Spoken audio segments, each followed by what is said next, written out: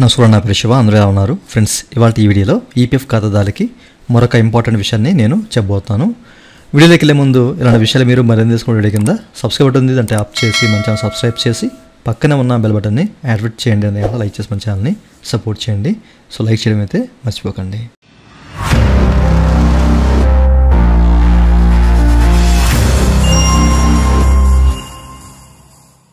ఇక టాపిక్ని స్టార్ట్ చేస్తే కనుక చాలామంది కామెంట్లో అడిగే ప్రశ్న ఏంటంటే పెన్షన్ అమౌంట్ గురించి అండి.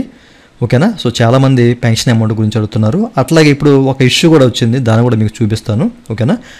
అయితే పెన్షన్ అమౌంట్ సార్ మేము ఉద్యోగం చేస్తున్నాం, పెన్షన్ అమౌంట్ తీసుకోలేమా అని చెప్పేసి చాలామంది అడుగుతున్నారు. చాలాసార్లు మీకు చెప్పాను కూడాను. ఓకే, కొత్తగా మన ఛానల్లో సబ్స్క్రైబ్ అయిన వాళ్ళు మేబీ అడిగి ఉండవచ్చు. ఓకేనా? ఎప్పుడు కూడా ఉద్యోగం చేస్తుండగా మనం పెన్షన్ అమౌంట్ తీయలేము, ఈ విషయాన్ని మీరు గమనించాలి. ఓకేనా? మీరు ఒకవేళ పెన్షన్ అమౌంట్ తీయాలంటే కనుక మీ సర్వీసు 9.5 సంవత్సరాల లోపు ఉండి మీరు ఉద్యోగం వదిలి బయటికి వెళ్ళిపోతే కనుక అప్పుడు మాత్రమే పెన్షన్ అమౌంట్ తీసుకోవడానికి అయితే అవకాశం ఉంటుందన్నమాట. ఇన్ కేస్ మీరు ఉద్యోగం వదిలేసిన మీ సర్వీసు 9.5 years అబోవ్ సర్వీస్ ఉంటే మీరు పెన్షన్ అమౌంట్ తీయలేరు. ఈ విషయాన్ని పక్కాగా మీరు గుర్తుపెట్టుకోండి. ఓకేనా? అయితే ప్రస్తుతం మనకు వచ్చిన ఇబ్బంది ఏంటి అంటే కనుక మీరు ఇక్కడ చెక్ చేసుకోవచ్చు అండి. చాలామంది కామెంట్ సెక్షన్లో నన్ను అడుగుతున్నారు, అండ్ చాలామంది వాట్సాప్ ద్వారా నాకు ఇట్లా మెసేజ్లు చేస్తున్నారు అన్నమాట.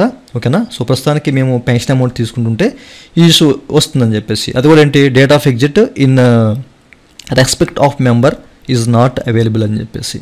ఓకే, ఇది ఓన్లీ గ్లిచ్ మాత్రమే, సాంకేతిక లోపం. ఓకేనా?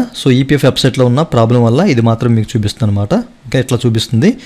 ఎవరు కూడా కంగారు పడద్దు. మీరు 19 మీరు ఇట్లా చేసినా కరావండి ఎట్లానే వస్తుంది. చాలాసార్లు నేను కూడా గమనించాను 19 మనం అప్లై చేస్తున్నప్పుడు. మీకు ఇట్లా వచ్చింది అనుకోండి, మళ్ళీ మీరు ఏం చేస్తారు, I want to apply for ఈ ఆప్షన్ క్లిక్ చేసి 19 సెలెక్ట్ చేయండి. ఓకేనా? ఆ తర్వాత మళ్ళీ మీరు పెన్షన్ 10C సెలెక్ట్ చేసుకోండి. అట్లా మీరు కిందకి పైకి మీరు సెలెక్ట్ చేసుకుంటూ వస్తుంటే ఈ ఇష్యూ అనేది మీకు కనిపించదు అనమాట. లేదు మీరు బ్యాక్ వెళ్ళి మళ్ళీ ఫ్రంట్కి వచ్చినా కనిపించకపోవచ్చు. ఓకే, బట్ మీరేం చేస్తారంటే I want to apply for దగ్గర మనకి ఏంటంటే ఇక్కడ 19 ఉంటుంది, 10C ఉంటుంది, 10C స్కీమ్ సర్టిఫికేట్ ఉంటుంది, ఫామ్ 31 ఉంటుంది కదా. జస్ట్ మీరు ఫామ్ 31 సెలెక్ట్ చేసుకోండి. సెలెక్ట్ చేసి మళ్ళీ ఈ ఫామ్ క్లిక్ చేసి మళ్ళీ 10C సెలెక్ట్ చేయండి. అట్లా మీరు వెనక్కి ముందు సెలెక్ట్ చేసుకుంటూ ఉంటే అప్పుడు మీకు ఈ ఎర్రర్ చూపించే అవకాశం ఉండదన్నమాట. Date of exit in respect of member is not available అని మీకు రాకపోవచ్చు. ఓకే, ఈ ఇష్యూ మీకు చూపించకపోవచ్చు. నేను ట్రై చేశాను, అయ్యింది. ఈ పరిస్థితుల్లో మీరు ఇట్లా వస్తే కనుక మీరు కిందకి పైకి ఈ ఆప్షన్స్ మీరు సెలెక్ట్ చేసుకుంటుండండి. ఒకసారి 19 సెలెక్ట్ చేయండి, ఆ తర్వాత 31 సెలెక్ట్ చేయండి. అట్లా 2-3 సార్లు సెలెక్ట్ చేసుకుంటే మీకు ఇష్యూ కనిపించకపోవచ్చు. ఓకేనా? చాలామంది అడుగుతున్నారండి. ప్రజెంట్ మనకి వెబ్సైట్లో చాలా రకాల గ్లిచెస్ ఉన్నాయి, భయంకరంగా అంతా కూడా అసలు ఎక్కడ కూడా ఏది సరిగ్గా వర్క్ అవ్వట్లేదు అనమాట. కొన్ని చోట్ల ఎట్లాంటి ఇష్యూస్ వస్తున్నాయి.